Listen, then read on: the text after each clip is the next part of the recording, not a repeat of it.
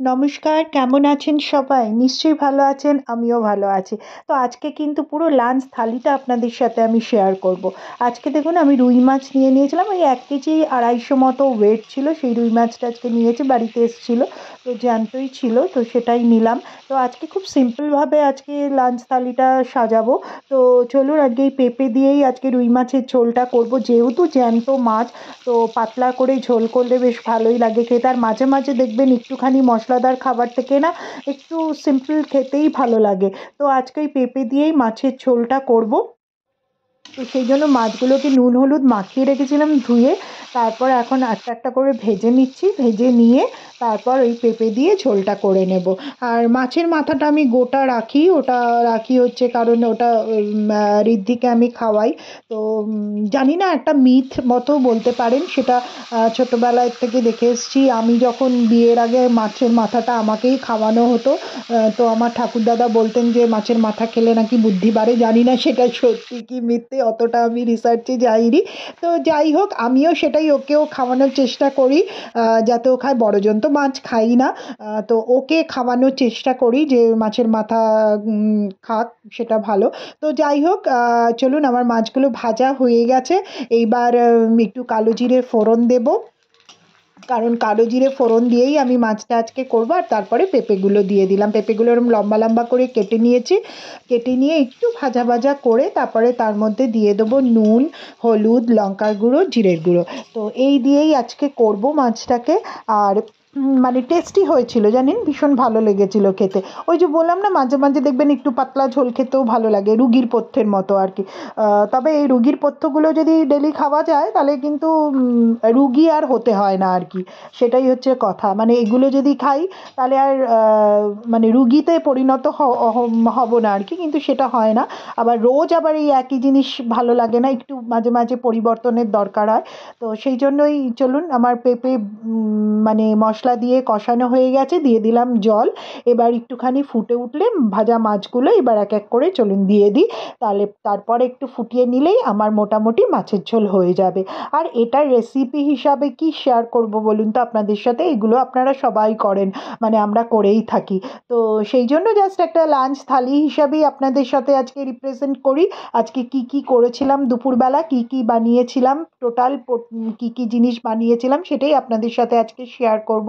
তো চলুন মাছগুলো এবার ঝোলের মধ্যে দিয়ে দিই, ফুটে উঠলেই আমার মাছের ঝোল রেডি হয়ে যাবে। আর এই রুই মাছের যে তেলটা ছিল না, তেলটা আমি তো কোনো অনেক সময় না আমি নিই না, অনেক সময় বলবো না, বেশিরভাগ সময় তেলটা আমি নিই না। কারণ তেলটা আমরা কেউ খাই না, যিনি খেতেন আমার মা। তো আমার মা তো এখন নেই, তো মা আর আমার হাজবেন্ডই খেতেন।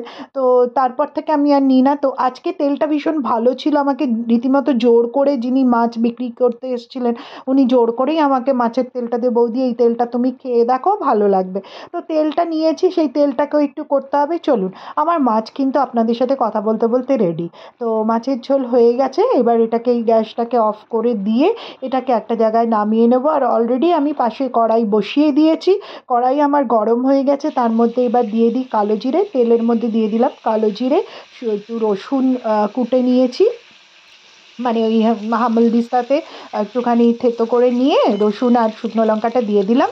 এবার একটু ভাজা ভাজা হলেই দিয়ে দেবো পেঁয়াজ, বেশি ভাজবো না কারণ তাহলে কালো জিরেটা পুড়ে যাবে। তো চলুন পেঁয়াজটা দিয়ে ভাজা ভাজা করে মাছের তেলটা দিয়ে দেবো, তারপর যেরকম হলুদ, নুন আর লঙ্কার গুঁড়ো দেওয়ার সেটা দিয়ে ওটাকে একটু এবার তেলটাকে ভালো করে ভাজবো।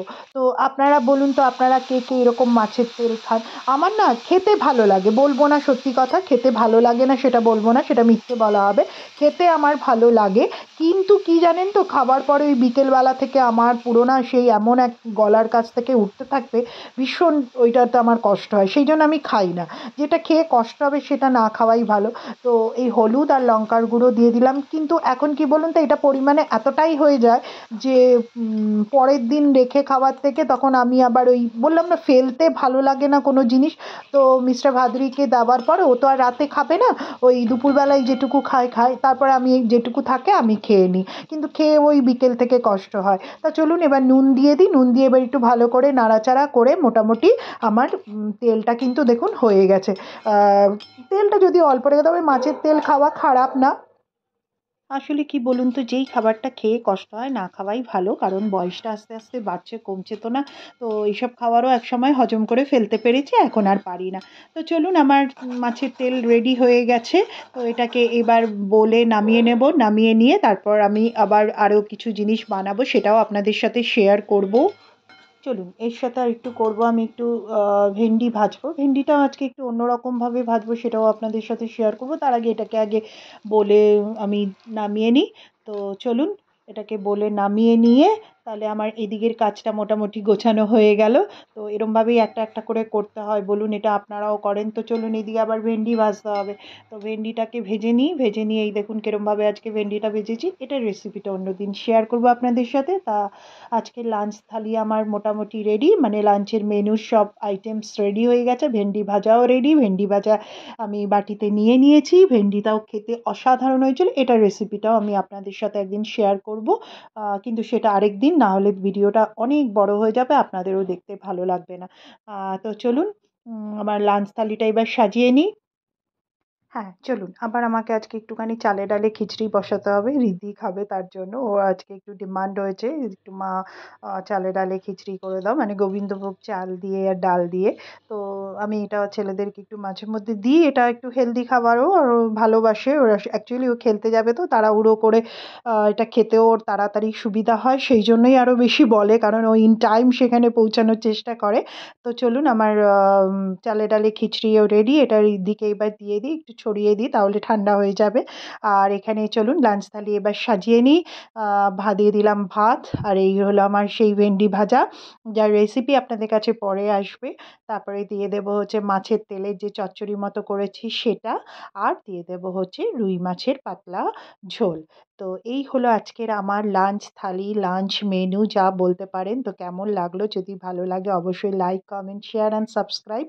আর লাইক কিন্তু আমার চাই। তো চলুন, সবাই ভালো থাকবেন, সুস্থ থাকবেন, সঙ্গে থাকবেন। আর বেশি কিছু আর বলব না। এবার আপনারা ভিডিওটা পুরোটা দেখবেন। তো চলুন, টাটা, বাই বাই। সবাই ভালো ভালো থাকবেন।